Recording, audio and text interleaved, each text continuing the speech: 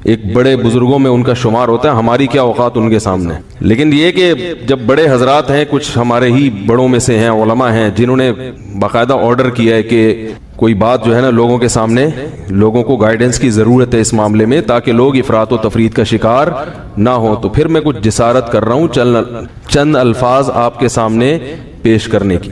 پہلی بات یہ ہے کہ مولانا طاری جمیل صاحب ایک صاحب رائے آدمی ہیں، ان کو اپنی رائے بیان کرنے کا پورا حق حاصل ہے. اس پر دنیا میں کوئی بھی پابندی، اس رائے بیان کرنے پر پابندی نہیں لگا سکتا. آپ کو اپنا ظرف تھوڑا سا وسیع کرنا چاہیے کہ آپ اپنے سیاسی لیڈروں کی پالیسی کے خلاف، آپ کے سیاسی لیڈروں کی پالیسی کے خلاف اگر کوئی چل رہا ہے تو آپ کے اندر اتنا ظرف ہونا چاہیے کہ آپ اس کو برداشت کرو. یہ جو ایک طوفان بدتمیزی مچایا ہوا ہے فیس بک پر، یہ آپ کے جو طریقہ کار ہے نا، یعنی آپ کی جو زبان ہے اور آپ کا جو اسٹائل ہے، اس سے یہ آپ کی ویلیو پڑھے لکھے لوگوں کی نظر میں گرا رہا ہے. یعنی آپ خود اپنے آپ کو بدنام کر رہے ہیں. حضرت مولانا طاری جمیل صاحب سے اللہ نے جو دین کا کام لیا ہے، اتنا بڑا کام اللہ نے، اور ایسے جگہوں پر لیا ہے، یعنی ایسی جگہوں پہ انہوں نے کام کیا ہے کہ جہاں ان کے علاوہ کوئی بھی کام کرنے والا موجود نہیں ہے. ابھی اگر انہوں نے کسی حاکم کے حق میں اس کی اچھی چیزوں کو ہائی لائٹ کر کے اس کو اپریشیٹ کر دیا تو یہ کون سا جرم ہو گیا بھائی؟ یہ کون سی کتاب میں لکھا ہے کہ یہ جرم ہے؟ لوگوں کے میسج آ رہے ہیں، امام احمد ابن حنبل ظالم حاکم کے سامنے ڈٹ گئے تھے اور ان کا جیل سے جنازہ نکلا. امام ابو حنیفہ ڈٹ گئے تھے، انہوں نے وزارت کو قبول نہیں کیا، ان کا جیل سے جنازہ نکلا. امام ابو حنیفہ رحمہ اللہ تعالی نے اگر وزارت قبول نہیں کی تو کیا ساری دنیا کے سارے علماء میں کسی نے بھی وزارت قبول نہیں کی ہے؟ امام ابو یوسف نے قاضی القضاء کا عہدہ قبول کیا. امام احمد ابن حنبل رحمہ اللہ تعالی جو اس حاکم کے سامنے ڈٹ گئے تھے، وہ اس بیس پہ نہیں ڈٹے تھے کہ وہ ان کا کوئی ذاتی رنجش تھی یا کوئی مسئلہ تھا. امام احمد ابن حنبل کو حاکم وقت مجبور کر رہا تھا کہ اس کی مرضی کا فتویٰ دیں. بات آ رہی ہے سمجھ میں؟ اس وقت کا جو خلیفہ تھا اس کی رائے یہ تھی کہ قرآن مجید اللہ کی مخلوق ہے، اللہ کی صفت نہیں ہے. امام احمد ابن حنبل کی رائے یہ تھی کہ قرآن اللہ کی صفت ہے، اور یہی اہل سنت کا عقیدہ تھا. حاکم وقت گن پوائنٹ پہ مجبور کر رہا تھا کہ آپ وہی فتویٰ دیں جو میں دیتا ہوں، کیونکہ لوگ آپ کو سنتے ہیں. اگر کوئی حاکم کسی مفتی کو، کسی عالم کو مجبور کرے کہ جو میں رائے رکھتا ہوں آپ کو اسی پہ فتویٰ دینا پڑے گا، پھر کسی عالم مفتی کے لیے جائز نہیں ہے کہ وہ اپنے فتوے کو حاکم کے کہنے سے تبدیل کرے. یعنی حکومت کی اس قسم کی چاپلوسی کیا ہے؟ بولو نا بھائی، ناجائز ہے. یعنی ایسی چاپلوسی کہ آپ غلط بیانی شروع کر دیں. حضرت مولانا طاری جمیل صاحب نے یہ جو کلپ ہے جس میں عمران خان کی حمایت کی ہے انہوں نے، میں نے بار سنا اس کلپ کو، اس میں کہیں بھی ایسا نہیں ہے کہ کسی غلط بات میں عمران خان کی انہوں نے کیا کی ہو. لوگ کہہ رہے ہیں کہ عمران خان کی ابھی اسمبلی نے شراب کا بل پاس نہیں کیا تو مولانا نے اس کی مخالفت کیوں نہیں کی؟ تو مولانا حمایت بھی تو نہیں کی نا. نہیں یار میرا خیال ہے بات سمجھ. اگر مولانا اس کی حمایت کرتے کہ عمران خان اتنا اچھا آدمی، دیکھو اس کی اسمبلی میں شراب پر بل پیش ہوا اور وہ پاس نہیں ہوا، کتنا اچھا آدمی ہے، ماشاءاللہ بہت زبردست کام ہو گیا، تو آپ کہتے یار یہ تو حکومت کی بالکل حمایت کر رہے ہیں. رہا یہ مسئلہ، ممکن ہے آپ یہ کہہ سکتے ہیں، پہلی بات تو میں ایک بات بتا دوں، مولانا طاری جمیل صاحب نے جو عمران خان کی حمایت کی ہے تو یہ پی ٹی آئی کی حمایت نہیں ہے، نہ پی ٹی آئی کی حمایت ہے نہ پی ٹی آئی کی مخالفت ہے. مولانا ان چیزوں میں نہیں پڑتے اور اب تک انہوں نے اپنا دامن ان چیزوں سے بچا کے رکھا ہوا ہے. اور میری رائے میں اگر وہ پی ٹی آئی کو برحق سمجھتے ہیں تو پی ٹی آئی کا نام لے کے بھی حمایت کر دیں. تو اگر آپ کو اس سے اختلاف ہے تو آپ ایک کلپ بنا دو کہ بھائی مولانا جو حمایت کر رہے ہیں ہمیں اس سے اتفاق نہیں ہے، اور مولانا کے جو دلائل ہیں ہم ان دلائل کو تسلیم نہیں کرتے اور اس کے غلط ہونے کے یہ دلائل ہیں. بات ختم ہو جائے گی. نہیں یاری میرا خیال ہے بات سمجھ. بھائی اگر وہ پی ٹی آئی کی صراحتاً حمایت کریں نا مولانا طاری جمیل صاحب، ان کا حق ہے، حمایت کر سکتے ہیں، وہ عالم دین ہے، ان کی ایک سوچ ہے، ان کا ایک تجربہ ہے، ان کا ایک، اور حکمرانوں کے ساتھ اٹھے بیٹھے ہیں وہ. میں اور آپ اتنا قریب نہیں ہے جتنا قریب وہ رہے ہیں، تو ان کو زیادہ پتا ہوگا، ہم اور آپ کو زیادہ نہیں پتا. وہ ایک رائے رکھتے ہیں. اگر وہ صراحتاً بھی کہہ دیتے کہ پی ٹی آئی کو ووٹ دو، میں یہ سمجھتا ہوں کہ پی ٹی آئی بہتر ہے، تو اگر آپ مسلم لیگ کے ہیں تو آپ ایک کلپ بنا دیں کہ مولانا کی رائے سے ہم اتفاق، بولو بھائی، نہیں کرتے. مولانا جو یہ دلائل دیے، ہم یہ دلائل پر ہمیں اعتراضات ہیں اور یہ اعتراضات ہیں، بات ختم ہو جاتی. منافق اور حکومت کا پٹھو، مجھے تو وہ الفاظ کہتے ہوئے شرم آ رہی ہے یہ کون سا طریقہ ہے بھائی؟ رائے کی آزادی کا ہر ایک کو حق حاصل ہے. تو میں کہتا ہوں اگر وہ صراحتاً بھی حمایت کر دیتے, آپ ان کی مخالفت پر ایک کلپ جاری کر دیتے کہ ہم ان سے اتفاق نہیں کرتے, ختم ہو جاتی بات. جبکہ انہوں نے پی ٹی آئی کی حمایت نہیں کی ہے, انہوں نے عمران خان کی اگر حمایت کی ہے تو اس لیے نہیں کہ وہ پی ٹی آئی کا سربراہ ہے, اس لیے کہ وہ ملک کا سربراہ ہے. بات آ رہی ہے سمجھ میں؟ ملک کا سربراہ کوئی بھی ہو, اسلام اس بارے میں ہمیں ہدایات دیتا ہے کہ ملک کے سربراہ سے لڑ کے, اس کی گالی گلوچ کر کے, اس کی مخالفت کر کے آپ اس سے کام نہیں نکلوا سکتے.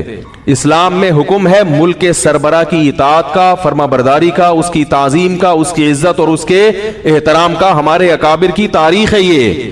امام احمد ابن حنبل کا جو حاکم وقت سے جھگڑا ہوا تھا, وہ حاکم نے زبردستی گن پوائنٹ پہ اپنی مرضی کا فتویٰ ان سے اگلوانے کا کہا تھا. یہ زیادتی ہو گئی تھی. اس کے باوجود امام احمد بن حنبل کے پاس لوگ آئے اور انہوں نے کہا کہ آپ قوم کو جمع کریں, ہم اس حاکم کی ایسی کی تیسی کر دیتے ہیں. آپ تاریخ اٹھا کے دیکھیں, امام احمد بن حنبل نے اس کام سے لوگوں کو منع کیا. تو مولانا طارق جمیل صاحب نے جو عمران خان کی حمایت کی ہے, اور یہ بھی میں عمران کی حمایت نہیں کی ہے, عمران خان جو اچھے کام کر رہا ہے مولانا کی نظر میں, مولانا نے ان اچھے کاموں میں کیا کیا ہے, لوگوں کو ترغیب دی ہے کہ اس میں عمران خان کا ساتھ دیں. اور میں بھی یہی کہتا ہوں, اور صرف عمران خان کے بارے میں نہیں کہتا. اگر نواز شریف کی حکومت ہوتی اور وہ کچھ اچھے کام کر رہا ہوتا تو میں بھی یہ کہتا کہ اس معاملے میں آپ کس کی حمایت کریں؟ نواز شریف کی حمایت کریں. زرداری بھی اگر کوئی اچھے کام کرے گا تو ہم ببانگے دوہل یہ کہیں گے کہ اس کام میں آپ کس کی حمایت کریں. وہ الگ بات ہے, اس بیچارے نے, یعنی اس میں ابھی تک اختلاف ہے کہ کوئی ایسا کام کیا بھی ہے کہ جس کو اچھا کہا جا سکے کہ نہیں, اس میں اختلاف ہے. کچھ کہتے ہیں کیا, کچھ کہتے ہیں نہیں کیا. تو کوئی بھی کرے گا. اس سے پہلے مولانا طارق جمیل صاحب نواز شریف سے بھی ملتے رہے, مسلم لیگ کے صدر سے, اور جتنے بھی سیاسی لوگ آئے ہیں, جتنے بھی حکمران آئے ہیں, مولانا ان کے ساتھ ہمیشہ اچھا سلوک, بولو بھائی, کرتے رہے. کیوں کرتے رہے یہ میں ابھی آ رہا ہوں اس پر, کیونکہ اس کو لوگ کہتے ہیں یہ تو حکومت کے چاپلوسی اور مکھن لگانے والی پالیسی ہے. علماء حق کا تو یہ کردار نہیں ہونا چاہیے. علماء حق کا حکومت کے ساتھ کیا کردار ہونا چاہیے اس پہ میں ابھی آ رہا ہوں. پہلے میں اس بات کو ذرا کلیئر کر دوں کہ مولانا نے پی ٹی آئی کی حمایت نہیں کی ہے, مولانا نے پاکستان کے وزیر اعظم کی حمایت کی ہے. اور اس حمایت کی وجہ کیا ہے؟ آپ کہہ سکتے ہیں اس قسم کی حمایت سابق حکمرانوں میں سے تو کسی کی بھی نہیں کی. تو عمران خان کے کون سے ایسے سرخاب کے پر لگے ہوئے ہیں کہ ایک طرف سیاسی لیڈر اس کو یہودی ایجنٹ کہہ رہے ہیں, ایک طرف اس کو یہ کہہ رہے ہیں, ایک طرف اس کو وہ کہہ رہے ہیں, اور مولانا اس کو کیا کر رہے ہیں, حمایت کر رہے ہیں. تو آج تک ٹھیک ہے ملتے رہے ہیں, مگر اس طرح کا کلپ بنا کے باقاعدہ اپریشیٹ تو اب تک کسی کو کیا نہیں. اس کا جواب مولانا نے اپنے کلپ میں دے دیا. ابھی پھر میں نے بیان سے پہلے ان کا کلپ دوبارہ سنا ہے. مولانا نے کہا کہ یعنی پاکستان کو مدینہ جیسی ریاست بناؤں گا, یہ دعویٰ اب تک کسی وزیر اعظم نے نہیں کیا. انہوں نے وجہ بیان کر دی, بھئی اتنا زبردست دعویٰ کیا ہے کہ میں مدینہ جیسی ریاست بناؤں گا, تو مجھے یہ دعویٰ بہت اچھا لگ رہا ہے, میرا دل چاہ رہا ہے کہ میں کیا کروں, اس کی حمایت کروں. آپ کہہ سکتے ہیں کہ عمران خان نے یہ جھوٹا دعویٰ کیا ہے, تو بھئی اگر آپ کی رائے کہ جھوٹا دعویٰ کیا ہے تو آپ حمایت نہ کریں. کیا ہو گیا بھائی اگر آپ یہ سمجھتے ہو کہ جھوٹا کیا ہے تو آپ حمایت نہ کریں. اور اگر ایک آدمی سمجھتا ہے کہ وہ اس دعوے میں مخلص ہے, اب اس دعوے میں وہ کتنا پورا اترتا ہے نہیں اترتا وہ ایک الگ بحث ہے. مولانا کی رائے ہے کہ بھائی وہ اس دعوے میں کیا ہے, مخلص ہے, تو وہ حمایت کر رہے ہیں. آپ سمجھتے ہیں کہ مخلص نہیں ہے, منافق ہے, تو آپ حمایت نہ کریں. آپ ایک کلپ بنا دیں کہ یہ مولانا کی رائے ہے, ہم اس رائے سے اتفاق نہیں کرتے, بات ختم ہو گئی. باقی قرآن نہ آپ کے پاس ہے نہ آپ کے پاس کوئی ایسی حدیث ہے کہ 15ویں صدی میں پاکستان کا جو وزیر اعظم ہوگا وہ یہودیوں کا ایجنٹ ہوگا. آپ کے پاس بھی قرآن و حدیث اس بارے میں کیا ہے, خاموش ہے. یہ بھی آپ کی رائے ہے, کچھ صغرے کبرے ملا کے آپ نے ایک نتیجہ اخذ کیا ہے. تو مولانا طارق جمیل صاحب بھی صاحب رائے ہیں, وہ بھی صغرے کبرے ملا کے ایک نتیجہ اخذ, بولو نا بھائی, کر سکتے ہیں. مجھے اس سے بحث نہیں ہے کہ یہودی ایجنٹ ہے یا نہیں ہے, میں یہ بحث نہیں کر رہا ابھی بیٹھ کے. میں کہہ رہا ہوں کہ یہودی ایجنٹ ہونے میں اختلاف رائے تو ہو سکتا ہے نا. ارے بھائی جب اس میں اختلاف ہو سکتا ہے, ہمارے قرآن و سنت کی نصوص جب ہمارے سامنے موجود ہوتی ہیں نا, قرآن و حدیث نے ایک چیز کو بیان کیا, اس کی دو تشریحات ہوتی ہیں فقہا کی نظر میں. ایک فقیہ کہہ رہا ہوتا ہے اس کا یہ مطلب ہے, دوسرے مجتہد کہہ رہے ہوتے ہیں اس کا یہ مطلب ہے.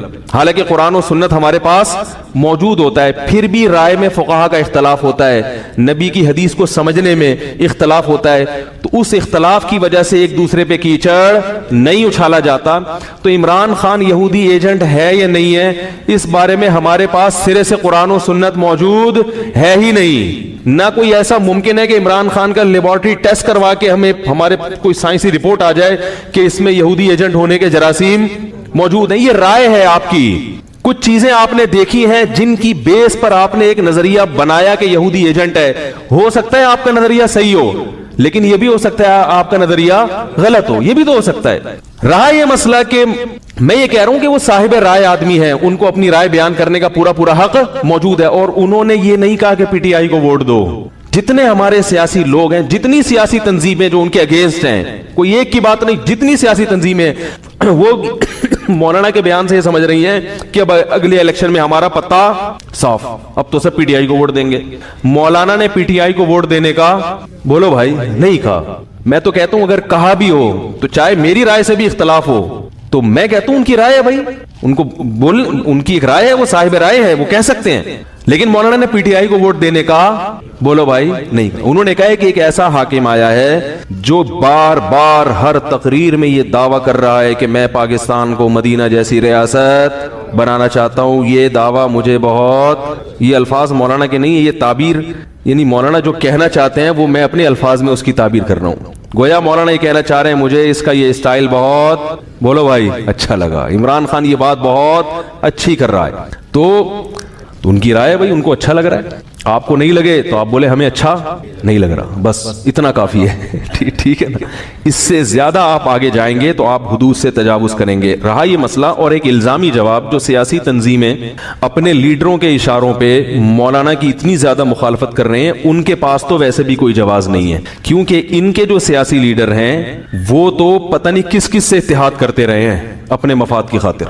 अगर आज हजरत मौलाना तारिक जमील साहब इमरान खान को अप्रिशिएट कर रहे हैं, तो कल आप अपने सियासी लीडरों को देखें, कोई ऐसा सियासी लीडर नहीं आया कि जिसकी पहले पुरजोर मुखालफत की, उसको मुख्तलिफ किस्म के इस्लाम दुश्मन एजेंटों का नाम दिया गया, मुल्क दुश्मन, और फिर उसी के साथ इत्तेहाद करके ना सिर्फ यह कि उसकी हिमायत में बयान दिया गया, बल्कि उसकी हुकूमत को मजबूत बनाने में बहुत बड़ा किरदार अदा किया गया है। तो आप कैसे मौलाना की मुखालफत कर सकते हैं भाई?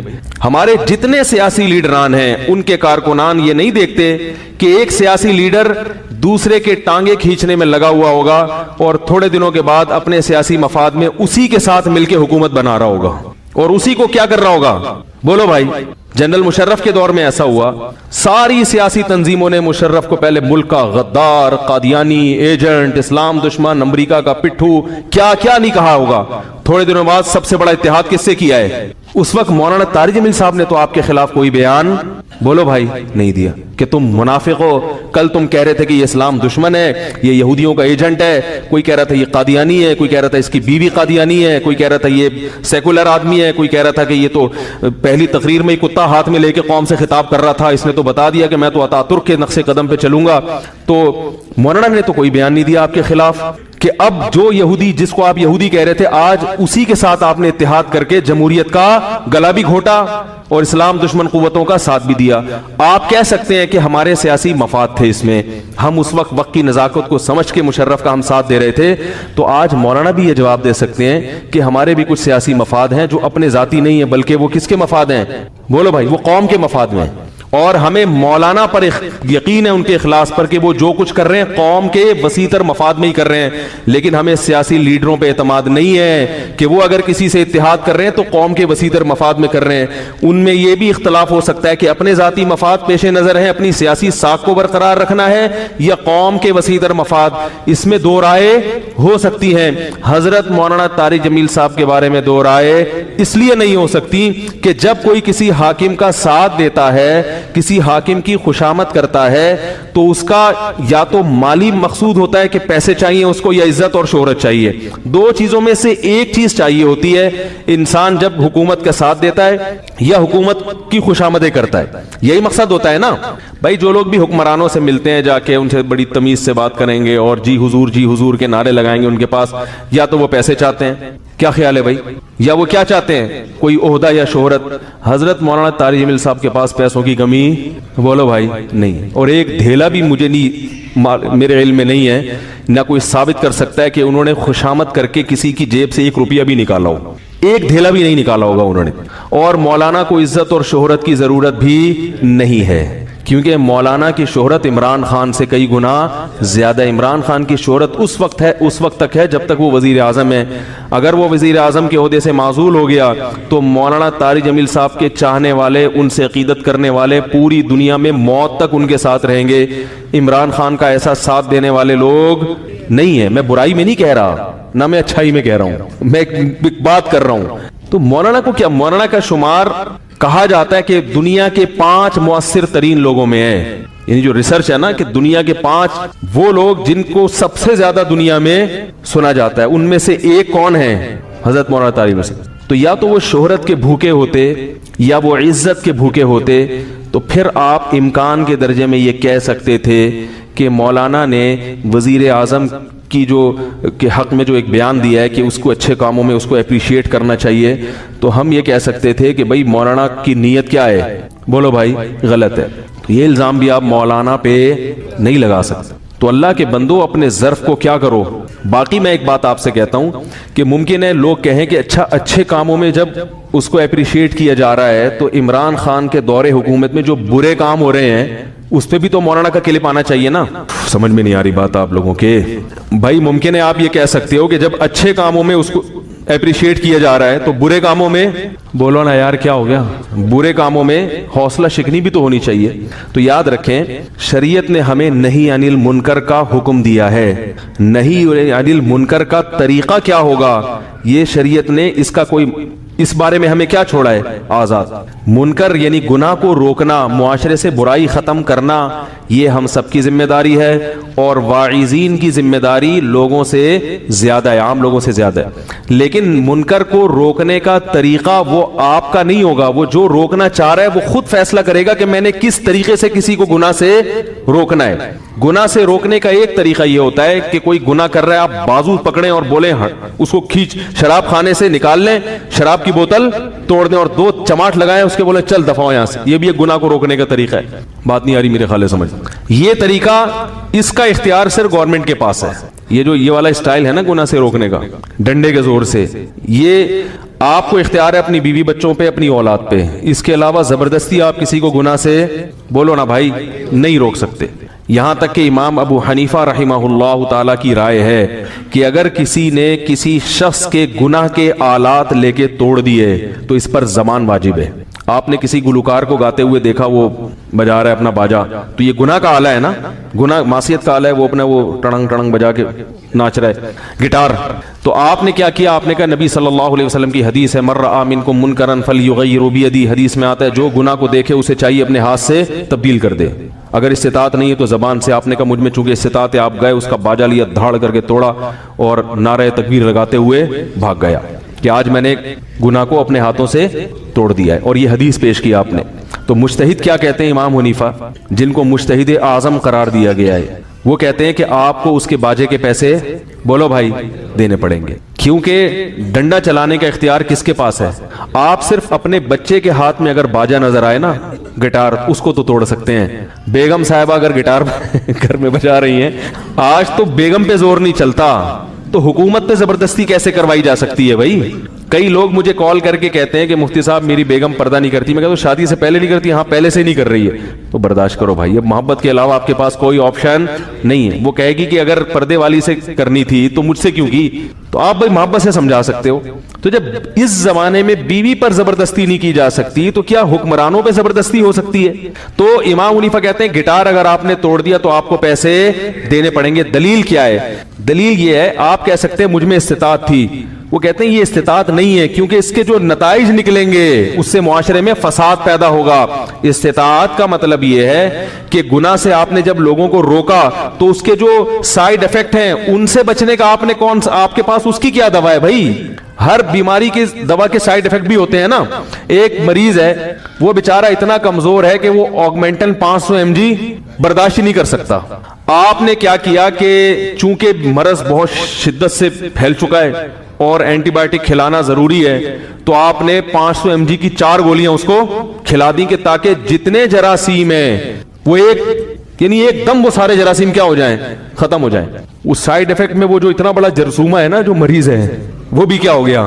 تو بھائی اس کا سائیڈ کے نتائج جو اس کے ضمنی نتائج نکلیں گے, ضمنی نقصانات ہوں گے, اس کی بھی پہلے سے تلافی بولو بھائی ضروری ہے. تو امام حنیفہ کہتے ہیں کہ گورنمنٹ یا حکومت جب ڈنڈا چلاتی ہے تو اس کے پاس سائیڈ افیکٹ سے بچنے کے طریقے بھی ہوتے ہیں, بلکہ اس کے سائیڈ افیکٹ ہوتے ہی نہیں ہیں, اس کے ضمن نقصانات ہوتے ہی نہیں ہیں, اور اگر ہوں تو حکومت کے پاس اس کا حل ہوتا ہے. پبلک جب یہ کام کرے گی اور قانون اپنے ہاتھ میں لے کے لوگوں کے معصیت کے وہ باجے توڑے گی اور جا کے ویڈیو سینٹروں جو فلمی جہاں گانے وغیرہ ان دکانوں پہ آگ لگائے گی یا توڑے گی, تو اس کے جو سائیڈ افیکٹ ہوں گے ان کا لوگوں میں تحمل نہیں ہوتا. نتیجہ کیا نکلے گا کہ برائی وقتی طور پہ ختم ہوگی مگر نتیجے کے لحاظ سے برائی اور زیادہ پھیلے گی. تو نہی عن المنکر کا جو حدیث میں آتا ہے نا کہ من رأى منکم منکرا فلیغیرہ بیدہ, جو تم میں کسی منکر کو اپنی آنکھ یعنی دیکھے تو اسے چاہیے اپنے ہاتھ سے تبدیل کر ڈالے.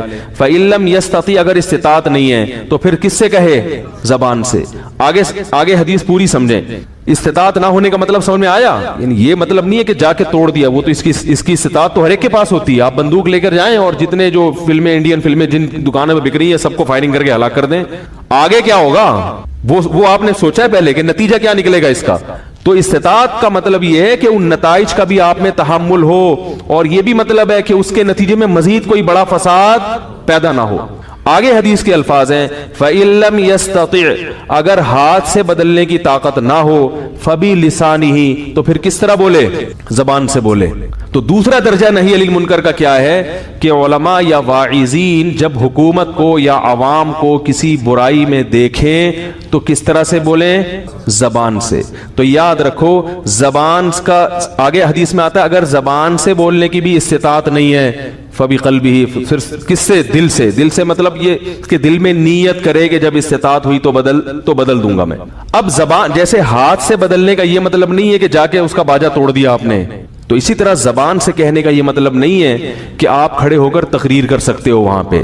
جیسے ہاتھ سے بدلنے میں یہ دیکھنا پڑے گا کہ نتائج کیا نکلیں گے, فائدے کے بجائے نقصان تو نہیں ہوگا. تو ایسے ہی جب کسی کو زبان سے تبلیغ کی جاتی ہے, صراحتاً منع کیا جاتا ہے کہ یہ گناہ مت کرو, تو اس میں بھی شریعت کہتی ہے اس کے نتائج دیکھو کہ اس سے فائدے کے بجائے کہیں نقصان تو نہیں ہوگا. بعض دفعہ زبان سے کہنے میں بھی فائدے کے بجائے الٹا نقصان ہو رہا ہوتا ہے, اور دن رات اس کا گھروں میں مشاہدہ ہو رہا ہے. کتنے لوگوں کی کالز آتی ہیں, میں بعض لوگوں کو منع کر دیتا ہوں اپنے بیٹے کو نماز کا بھی مت کہو کیونکہ وہ چڑ میں آ گیا, ضد میں آ گیا ہے, چھوڑ دو اس کو اپنے حال پہ.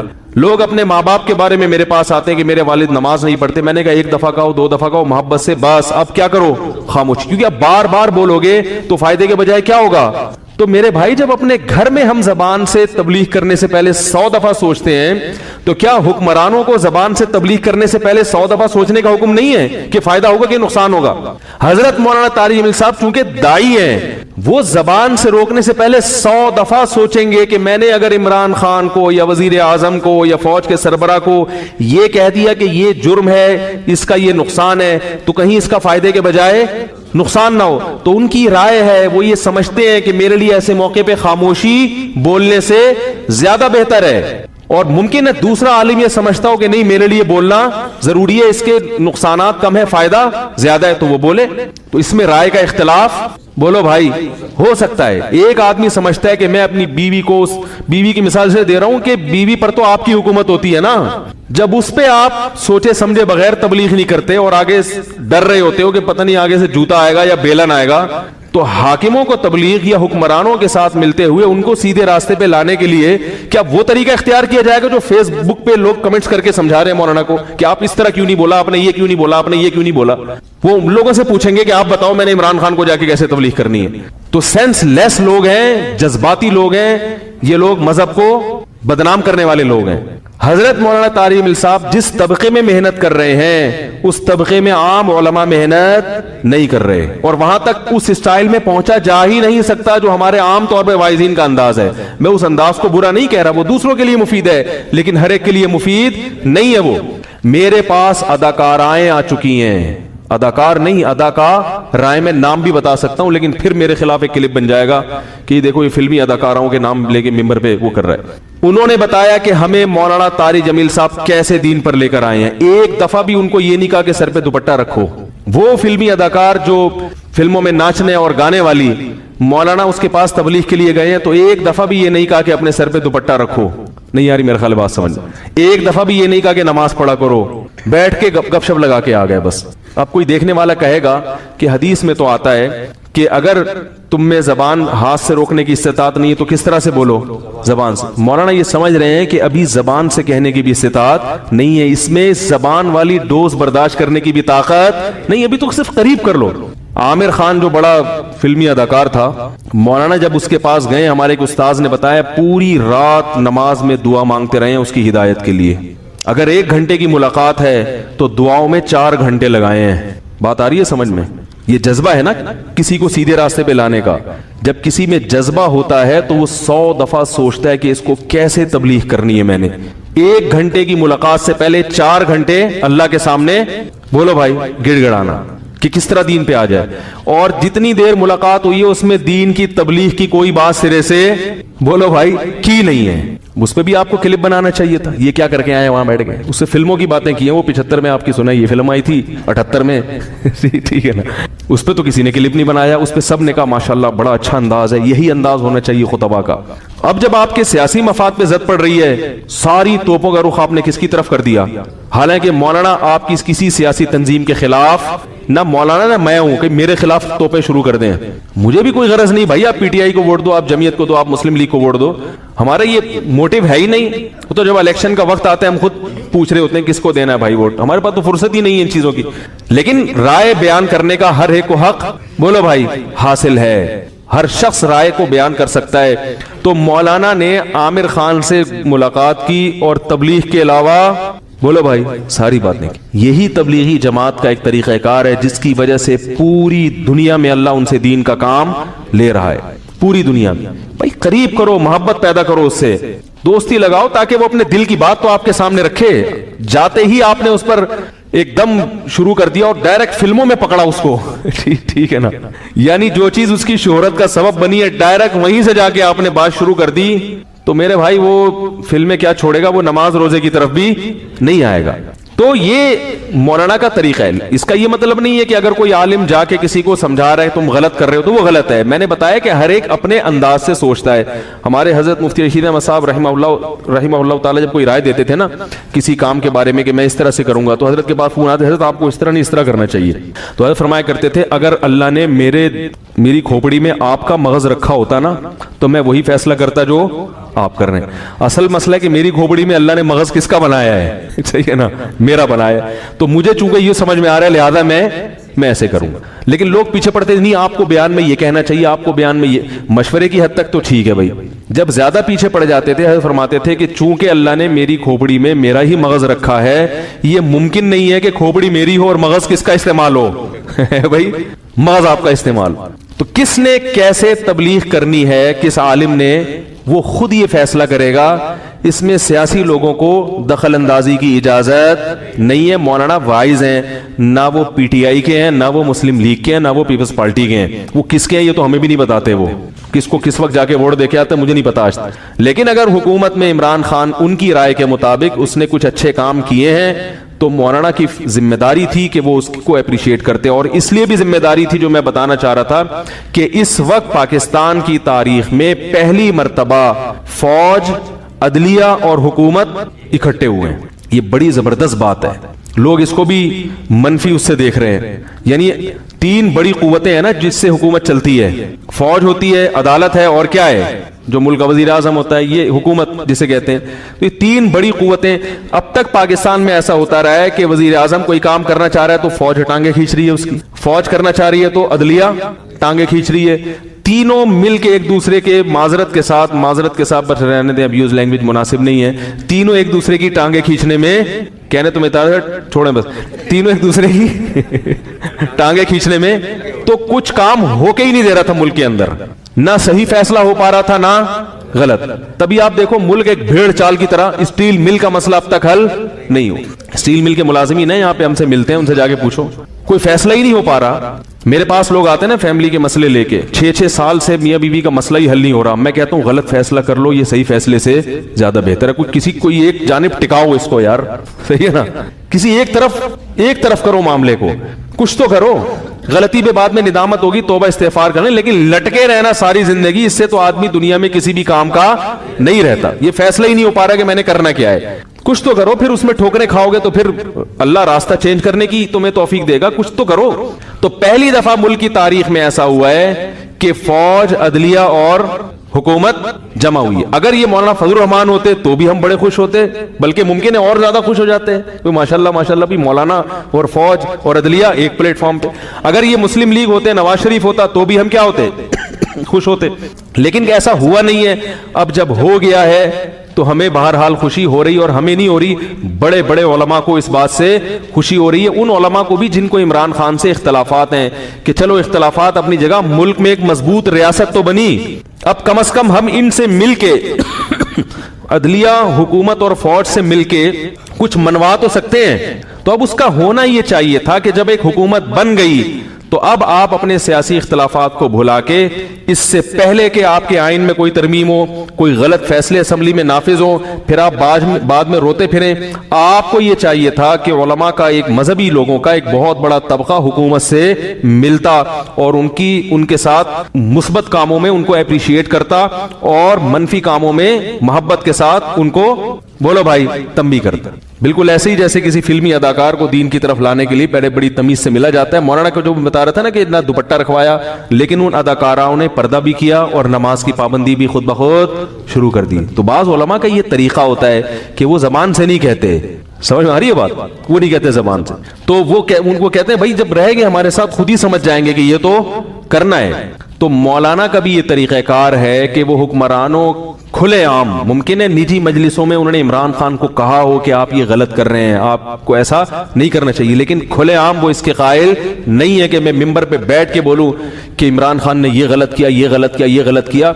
उनको पता है कि इससे इमरान खान अपने फैसलों को वापस बोलो भाई नहीं लेगा। वो ये समझते हैं कि जुड़ के, करीब होके, मोहब्बत से, खैर ख्वाही के जज्बे से अगर मैं कोई बात कहूंगा तो मानने की कुछ ना कुछ उम्मीद है। अगर मैं इस तरह से क्लिप बना के उसकी मुखालफत में शाया कर दूंगा तो इससे मानने के बजाय फसाद का खतरा बोलो भाई ज्यादा है। तो ये मौलाना की राय है, आपको इस राय से भी इख्तलाफ हो सकता है, आप 100 दफा करें, क्योंकि इस बारे में ना मौलाना के पास कुरान है और ना आपके पास। ये सियासी आरा हैं जो आज एक राय है, कल वो राय बोलो भाई चेंज भी हो सकती है। तो इस वक्त होना यह चाहिए था कि दीनी तबकों को हुकूमत का साथ देना चाहिए था। मैं आपको अजीब बात बताऊं, मुझे भी इमरान खान से इख्तलाफ है और मैंने तो बरमला उन इख्तलाफात का इजहार की भी। फैमिली प्लानिंग पे तो मैं मुसलसल बोले चले जा रहा हूं। चौथा बयान है आज फैमिली प्लानिंग पर, जो इमरान खान ने कहा ना इन्वायरमेंट खराब हो जाएगा, मतलब बिल्कुल नहीं खराब होगा। बच्चे पैदा होने से इन्वायरमेंट खराब नहीं होता। इन्वायरमेंट का ताल्लुक दरख्त से, आप जितने बच्चे पैदा हो रहे हैं 4 दरख्त ज्यादा लगा दें, आप